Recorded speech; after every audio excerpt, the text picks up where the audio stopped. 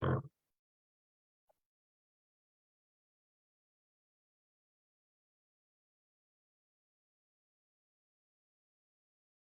evening, and welcome to Black Mental Health is Black Health. I'm your host, Bronwyn Lucas, and we're ready for another episode to talk about how our mental health impacts our overall life. I had everything set up to start at exactly 7 o'clock, and then the conversation between the Zoom and PowerPoint disappeared. But we're here, and that's really all that matters. It worked out because I'm here. So, if it's your first time here, let me tell you, we always start off with some deep breathing. Why? Because deep breathing allows us to just decompress and sort of manage whatever stress may have happened throughout the day. So, we are going to have an opportunity to do that. When you deep breathe, you're going to breathe in through your nose, and you're going to breathe in so deeply that you will feel your stomach expanding. It's not that the stomach is just expanding, but you're filling your lungs up. You're filling your body with air. It's going to feel great. So we're going to get started with that deep breathing. I will give you a count of 4. And as you count to 4, as I count to 4 very slowly, you'll breathe in very slowly. And I'll say in, and you breathe in slowly, and I'll say out, and you breathe out slowly. So let's practice. Breathe in, 2, 3, 4, out, 2, 3, 4, in, 2, 3, 4, out, 2, 3, 4. One more. In, 2, 3, 4. Out, 2, 3, 4. Awesome. Well, tonight, our topic is anxiety. Why is our topic anxiety? I find so many people, not just in my professional life and my practice, dealing with anxiety, but people just personally, or you run into people and they talk about being anxious, being stressed. And I really want to focus on what is anxiety from a clinical point of view. We throw the term around, so let's see what it is. I am very big on definitions, as many of you know. So let's look at the definition of anxiety from the American Psychological Association and the American Psychiatric Association. So the American Psychological Association says anxiety is characterized by feelings of tension, worry, thoughts, and physical changes. Anxiety disorders such as panic disorder, obsessive compulsive disorder, cause recurring obtrusive thoughts, or concerns and physical symptoms such as sweating, trembling, dizziness, or rapid heartbeat. The American Psychiatric Association says anxiety is a normal reaction to stress and can be beneficial in some situations. It can alert us to dangers and help us prepare and pay attention when we need to. Anxiety disorders differ from normal feelings of nervousness or anxiousness and involve excessive fear or anxiety. Anxiety disorders are the most common mental health disorders and affect nearly 30% of adults at some point in their lives. So if you're experiencing any kind of anxiety, you're in good company. Not necessarily the company you want to be in, but you're not alone. As we heard in the definition, there are different types of anxiety, and I just kind of want to hit at what they are. The first, I'm only going to hit at 3 general categories, and the first is a panic disorder. And in a panic disorder, the person may have panic attacks, and that's where all of a sudden, for no reason at all, there can be a feeling of terror. And you may not be able to figure out why this happened, but there's this feeling of something's wrong or something's going to happen bad. It can happen out of nowhere. Now, sometimes they can be based on something that happened in the past, such as maybe you had your first anxiety attack while driving down the freeway in traffic, and later on. Driving down the freeway in traffic just causes you great stress, but you may not know what started the first one. It could be a lot of things, but sometimes they're a particular panic attack episode may feel like it came out of nowhere. For some people, though, this fear can take over their lives and they get to the point where they can't leave their homes. That's not a good thing. Interestingly enough, panic attacks are more common in women than they are in men, and they usually start around the young adult age. Um, Panic attacks can have some physical symptoms. Again, physical health, mental health, they're tied together. And so it is with our panic attacks because your heart may beat fast. Some people will just have chest pain or heaviness in the chest, difficulty breathing, feeling dizzy or lightheaded. All of that can happen in the midst of a panic attack. Not a good thing. And then we have phobias. What is a phobia? Well, it is a strong, irrational fear of something that poses little or no actual danger, but we feel it's real.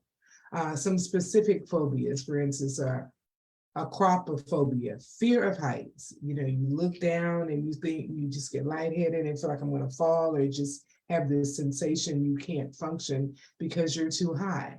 Um, some people can ski on a high mountain, but they can't, unable to go above the fifth floor of the building and look down. Then you have agoraphobia. It is a fear of public places, and people with agoraphobia may not want to leave their house. Some people after COVID, after state who already were anxious prior to COVID, and then when there was a lockdown and they could not leave your house, or you're working from home and you were able to shop and do everything. And for a month or so, you never left your house. I wasn't that one, but some people literally never left. And if you were already prone to a phobia and prone to leaving out, you know, you could be um, getting close to that. I had a client who that was a situation we got to get out, and they did get out. But then there's claustrophobia, and that's a fear of being in closed spaces. But there are all kind of phobias that people can have, and it's really simply an irrational fear, because going outside in and of itself isn't a horrible thing. Although our world is so crazy, you never know what's going to happen when you go outside. But just the act of going outside is not bad. Um, Again, these people with when they're in that situation and faced with that phobia, they can have that panic, feeling afraid. The heart can beat fast, shortness of breath, and a strong desire to just get away. I just got to get out of here. I can't look down, it's too high. I've got to leave. I've got to get back to my house. I can't leave. Or they get to the door, I cannot go out. A claustrophobic person. I need air. I can't breathe. It's too closed in. So all of those sensations are very real, even though the fear of something, it's an irrational fear. It's whatever you're afraid of in that phobia is not something that can harm you. Your fear and your response is very real. The last one I'll just talk about, like I said, there's so many kinds of anxiety disorders and different things, but these are three that are also highlighted by the American Psychological Association, and that is obsessive compulsive disorder, OCD. If you, a person with OCD, you have repeated upsetting thoughts, and that's the obsession. You know, that thought won't go away. You do the same thing over and over again to try to make the thoughts go away, and that's a compulsion. Examples of OCD obsessions are fear of a germ or fear of being hurt. The compulsions include washing your hands over and over, counting things, cleaning things over and over. If untreated, that OCD can take over your life because you can be so involved in the obsessions that you have and the compulsions to make them go away that you don't have time to function properly. Um, so that's just some types of anxiety. So let's look at, what does anxiety do to your body? If you've ever heard me speak before, you know I firmly believe that our physical health and our mental health are not separate. Um, when you impact one, you impact the other. And so it is with anxiety. So let's look at some of the things that happen. I think I have a list of about 12. There are hundreds really when I just looked at different lists. But I picked some that are common. Some are more disturbing than others, but let's look at them. When we are experiencing anxiety, you can have body ache. Some people have burn, you feel like your skin is burning, itchy, crawly, or prickly skin sensations, numbness on the skin. It can just impact your senses. Some people clench their teeth and hold them really tightly, unaware, it's not a purposeful thing, and it can develop TMJ, which can be very painful, but it can be part of your anxiety response. They can be emotionally blunted, flat, or numb. You're so anxious that you're trying to shut off all of your feelings and your emotions. So you just don't want to deal with anything to protect you from feeling the anxiety. You don't want to feel anything at all. Really, not necessarily a good thing. Body temperature can increase or decrease, or just that overall change in your body. Your anxiety can physically change your body temperature when you're in that state. It is not, again, that physical and mental are so related. Your allergy problems can worsen when you're in a state of anxiety constantly, because your defenses are down. Your immune system can also be impacted, and your senses are heightened. So if you're a little bothered by something, you may be bothered by it more physically as well. So I was reading that your allergies can become worse because the things that bother you more. And it's not just emotionally bother you, but physiologically bother you. So yeah, that could even be worse, make it worse. So just that anxiety can heighten anything in your body, positively or negatively. I found that allergy one interesting. You can be just tired, exhausted, worn out because it takes a lot of energy being anxious. Um, you're blunting your emotions. Maybe your body is your temperature if things are off. Your senses are heightened. So you're tired more just because of the anxiety. Um, Clumsiness. And because I'm a clumsy person, I thought I would include this one. Clumsiness, feeling clumsy, coordinated, problems with limbs or bodies. I am a clumsy person, and it doesn't matter whether I'm anxious or not. So, but if you think about it, if you're anxious and you're in that mode and you're experiencing anxiety, that general anxiety, I didn't talk about this earlier, but general anxiety disorder, where you are experiencing that anxiety across the board. And if you're in that state, think of how difficult it is to just focus. And so you would feel more clumsy, less coordinated. And we're going to talk about that whole body sensation in another bullet point here. So you would be more clumsy, you would be less aware of your surroundings because you just can't focus. Your heart may be pounding and it feels like it's beating too hard. You know, when the person is having that panic attack that we talked about earlier. What's going on? I just don't know. So you feel it, or it may feel like someone's sitting on your chest, but you can feel it. That one of the chest is one of the places you feel it. That could be sexual dysfunction or sexual disinterest. Again, your body not being able to respond the way you want it to in a normal way because the anxiety is taking over how the body feels. It's taking over how the body functions. Some people get to the point we talked about the specific phobias, but some people are just afraid of everything.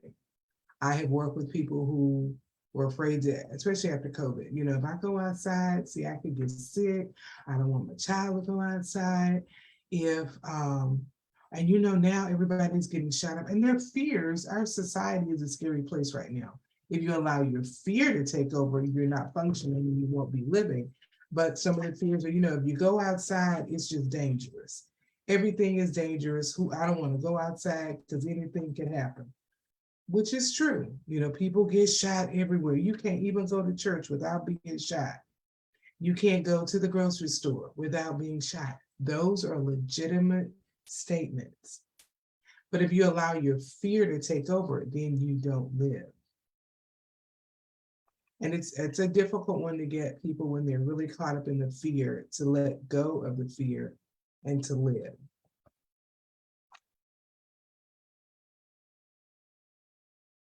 Then brain fog. You just can't think clearly. But again, if you think about the symptoms of anxiety that I talked about, with all that going on, why would you be able to think clearly?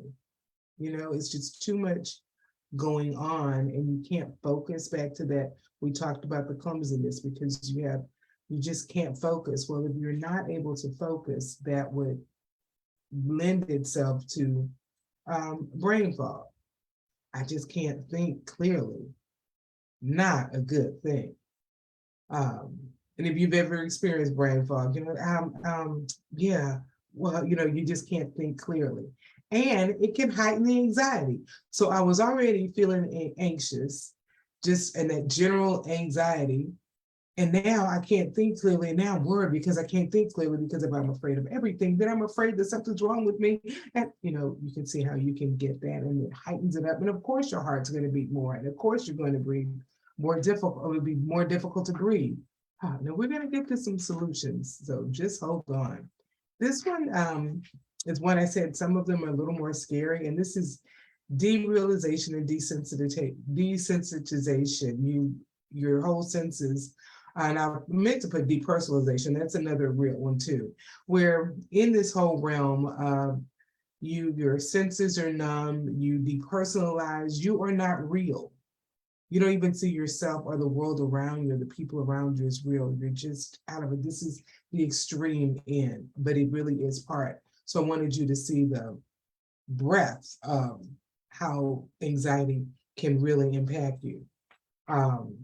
Yeah. And last one was difficulty concentrating or short-term memory loss. Kind of goes with the brain fog that just can't think. I can't see my way through clearly. What happened? I don't know. Maybe part of this is just conjecture on my part. Maybe part of the memory loss is you weren't even really present in that moment, in that thought. So of course I can't remember it. I just wasn't really there. So as you see, it does lots of things to your body, and those are just a few. I just picked some so you could get an understanding that when you're in that moment of anxiety, when it lasts for a long time, it can impact you physically. Now, why do we see a rise in anxiety? It has definitely increased. Therapists, psychologists, psychiatrists will tell you more people are experiencing or at least admitting that they have anxiety. One of the reasons still is COVID and its aftermath. Some people say we're living in a post-COVID world, but we're still here. But we're post-shutdown. Shutdown did a lot to increase anxiety. As I said, when you couldn't get out of your house, that just gets old. And then if you already had some anxiety going on, to work to get back out again, that was bringing a lot of anxiety on people because, oh my gosh, I got to get out and I'm just scared. And during the shutdown was when we saw more shootings. And the same year of the shutdown, there were the issues with social injustice with George Floyd, and more attention to police killings, more attention to just people going out and shooting. Then there was a January 6th, this all kind of goes into just the political climate, but all of it played together. You had COVID, the aftermath, you had the political climate in our country, which is still scary. You have the economy and this current election cycle. When you think back to January 6th and the insurrection, that still bothers people. That still brings anxiety to people to think that that could happen. And as we look at the current election cycle, A lot of people are worried about what's going to happen. If you listen to the radio, you listen to the news, you hear talk radio and things like that, you hear what people are saying might happen after the election. Those who are saying that my side loses, it's going to be anarchy. Well, that's kind of scary. And if you already have some form of anxiety going on in your life, that could build you up, you know? It's like, okay, this is scary. I don't know what's going on. Hmm. The economy. The economy right now, but our economy goes up and down. Well, now it's down. That can, and if depending on where you are in your personal finances, that can definitely bring some anxiety and some stress in your life. So just these are all things that are just going on. Just the uncertainty, the general uncertainty of our world. There are times when I just don't watch the news. Last week I was on vacation, did not watch any news. I needed to de-stress. And I am a news junkie. I listen to talk radio. I listen to just all of that. NPR, Urban Talk Radio, watch the news, read the news. Not last week. If I was on vacation and I was back home, I took the whole week off from work. And when I was just home chilling, no news. I didn't even miss it. And the first day I watched it, I forgot what happened. It was like, I see why I didn't do that. But our world is so uncertain, as I stated. You can walk out of your door and some person wants to have a gun because it's okay to have an assault rifle that was designed for war. It's okay to have it as a personal weapon. Then if you have it, you want to use it and you could use it on anyone. That's scary. That brings anxiety. As again, I said, the election cycle, enough said. And fears of, is everything going to be okay? Even there are people who are afraid to just go vote because of voter intimidation, depending on where you are. So many things that our society breeds anxiety. But what do? We've talked a lot about the negative side. And if you've ever heard me, I've got to find the positive. We cannot stay in the negative at all. So let's look at it. One of the things we talk about is grounding techniques. What are grounding techniques? We talk about breathing. We breathe our way in every week. We've got to breathe our way in. And it's no different tonight. We breathed our way in, but I want to teach you one other form of breathing. And it's a 4-count breathing, but it's going to be a little different. It's called box breathing. And it is 4 counts. But we're going to practice it. You breathe in for 4 counts, you hold it for 4 counts, and then you breathe out for 4 counts. I will count you in. It will still be slow. And we're going to practice it. And we'll do 4 breaths just to practice it. 4 breaths of 4 box breathing. Let's try it. Breathe in, 2, 3, 4. Hold it, 2, 3, 4. Breathe out, 2, 3, 4. Breathe in, 2, 3, 4. Hold, 2, 3, 4. Out, 2, 3, 4. In, 2, 3, 4. Hold, 2, 3, 4. Out, 2, 3, 4. Last one. In, 2, 3, 4. Hold, 2, 3, 4. Out, 2, 3, 4.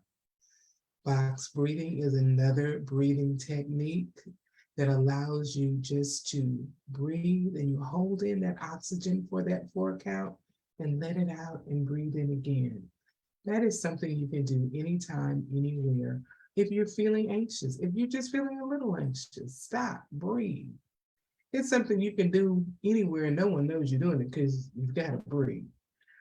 So no one can tell. I've had people, that I work with who have anger issues, and I advise them to practice this breathing every day. So there are different forms of breathing and whatever I'm working with them on, but you do it every day, and I advise you do it every day so that it becomes a habit.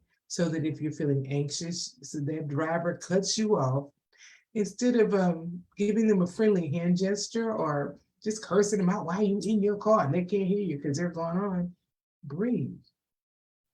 You're in the checkout line and the person is extremely rude and you're like, really? Breathe. You're at work and that person has found that last nerve and they're jumping on it. Breathe. And that box breathing or just the breathing we do in the beginning, it can be very, very beneficial. Another technique is movement, exercise, stretching, yoga. Um, and the movement could be simple. Let's say you're at work and you're at your desk all day and you're just getting stressed. Well, you might not be able to just get up and stretch and work out, but you could walk from your desk to, just go to the restroom and maybe go down a flight of steps and back up a flight of steps, or just walk around for just a second. That movement will allow you to just kind of clear your brain for a second. But movement can be very good to manage anxiety. And we talked about how your shoulders can get stiff, your body can get stiff, and your body is aching. That movement allows your body to stretch out.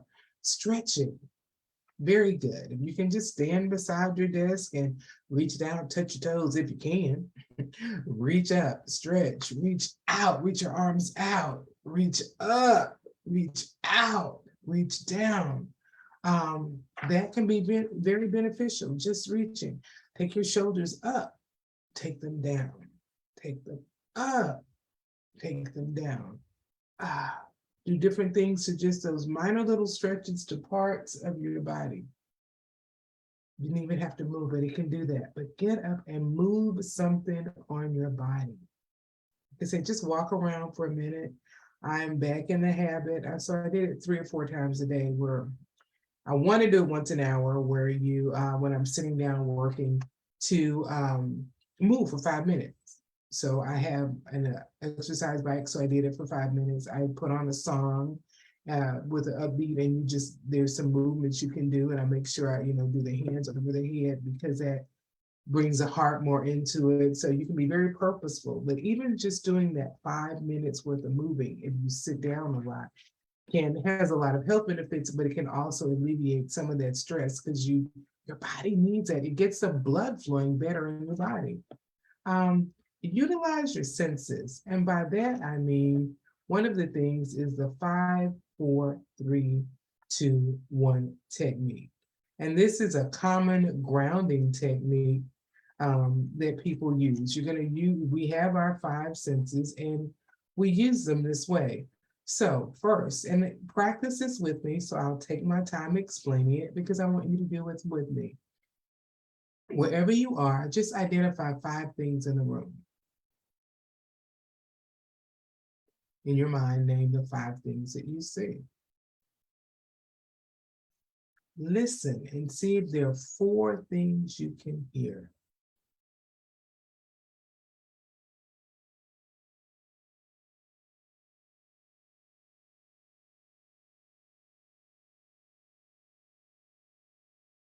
Are there 3 things you can touch? 3 different textures that you can touch.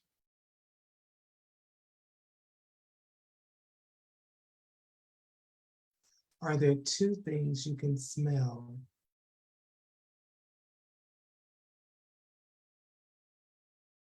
Is there something you can taste? When you are in an extreme anxious state, being able to ground yourself. What is the benefit of this 5, 4, 3, 2, 1? It brings you back to where you are. You realize the things that you see. You're aware of the things you see. You're aware of the things you hear. the things you smell, the things you taste, the things you touch. It grounds you and allows you to feel the realness of what is going on. It can be very powerful. This is beneficial for people who have extreme anxiety, or if you're just caught up in that moment, it's just even when you're just there, it's just like that the anxiousness, the anxiety, the anger. Let me just calm down. Even with anger, let me just stop and focus. Is the anger that necessary? And a lot of times it isn't. Um, the other technique when the what do you smell and feel? Some people will take a piece of ice in their hand when they're angry. Why? Not because you want to freeze your hands, but that coldness allows you to focus. The anxiety, as I said earlier, can separate you from your body. You're not feeling, you're not present in the moment. So just holding a piece of ice in your hand, and you're holding that ice and you're focusing on it, not just, it's cold, it's wet. You're not going to hold it long, it's melting. And you're focusing on that and not on what you're anxious about. Or maybe there's a smell. They're using oils, essential oils, certain smells that make you feel good. There are bracelets, beads you can buy and have bracelets where you have the bead that has the essential oils on and they're designed for that. And you can maybe just smell that. Or if there's a smell, if you're burning a candle or something that smells good, the oils or the wax or something that when you just smell it. And focus, and again, it's not just smelling, it's focusing on smell that. It really smells good. It reminds me to calm down. And you can do some self-talk when you engage your senses. Also listening to music. Just being able to listen to some music that's going to make you feel good, might make you want to move. And that's where that distract yourself with some creativity, listening to the music, moving, dancing, drawing, writing, journaling. It engages again your brain and it allows you to focus on something different. So you've been focusing on the things that are causing anxiety. Focus on the creativity. Maybe it's drawing. I started painting, I guess last year for fun. It was a way to manage anxiety, made it way to manage just too much going on. Our practice was growing. I was seeing, 6, 7 clients a day. And I love what I do, but man, it can be stressful in terms of you're hearing so much every day. You need to release. So for me, it was painting. And I love it. No, I'm not a great painter, artist, but it's fun. And it's getting my creativity out. The movement I do now, I mentioned earlier, at least 5 minutes every hour, you get up and move. I put on a song that makes me feel good. And I'm just moving. I'm moving and, doing the punches, doing this. 5 minutes. And it can go right back to work. But it's the creativity of it. And that's why I say, write, dance, listen to music, do something that will allow you to just feel and be connected and focus on something for that moment that takes you outside of the anxiety. Now, I've given you these techniques, but I am not minimizing that anxiety is real and that there are times you need other help, outside help from it. But these are just some simple things to help you think of in that moment, what can you do? We live in a complicated society where anxiety is going to be there. Sorry to say, but it is. It's just not pretty. So these are some things to do. We've come just about to the end, and I want to talk about my call to action. What do you need to do? If you're experiencing anxiety, own it so you can change it. Get help, as there would not be list and list of things to do to manage your anxiety if you were the only person who were experiencing it. There wouldn't be grounding techniques because if you're the only one, no one has ever experienced it before, so there'd be no way to help it. Own it. Get help if that is what you need. Of course, I believe in therapy because I'm a therapist, but I've given you things to try on your own, but that doesn't always work. And sometimes medication is necessary. And let me say this about medication. Um, we have the view that medication is for mental health is just not a good thing. You know, we'll take medicine for our diabetes, we'll take medicine for our high blood pressure, for our cholesterol, but for our depression, for our anxiety, oh no, we don't need to do that. It's all our health. As we looked at the list earlier, one impacts the other. So get away from the idea that it's not a good thing to have to take medication if you have a mental health concern. It's just your mental health. It is your health. Get help where you need it.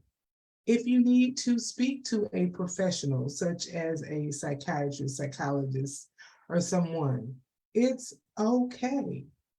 We are here to help. It is a legitimate profession. Seek help. It is okay.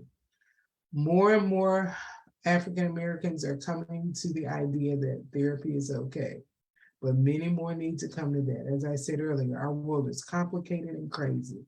So we need to get to that point where, okay, something needs to happen. And vote. Why vote?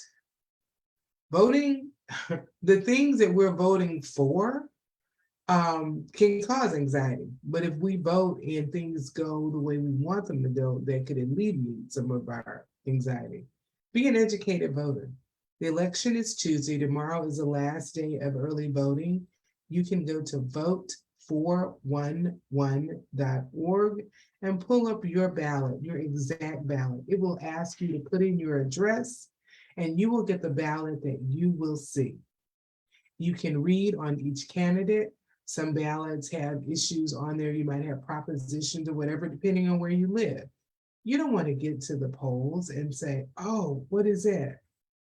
Because it's written in language you're not going to understand. It's designed that way, I believe. But you can go to vote411.org and then they're going to have an explanation of everything on your ballot. For every candidate running in every race, they're asked the same questions, and you can look at candidates side by side. But it's just a great tool. So vote, but be an educated voter. And lastly, practice self-compassion. If you're feeling anxious, like I said, own it, but be gentle with yourself. Be gentle with others. If you know someone who is dealing with anxiety, yeah, they may get on your nerves, but understand it's a real mental health issue. So be gentle with them as well. If you are in need of counseling, you can reach out. This is my contact information. Bronwyn Lucas at Able Counseling and Consulting. Our motto is we affirm, build, lead, and empower you. We are here to help you become a better you. So reach out if you need help. I am not the therapist for everyone, and I know that. If you are in need of help and I'm not the one for you, I will help you find that help. I don't pretend to be the end all be all. I love what I do and love to help you. See you next week right here on Black Mental Health is Black Health. If you watched today, go to the Facebook page, share it on your page, share it with others, invite others next time. See you next week.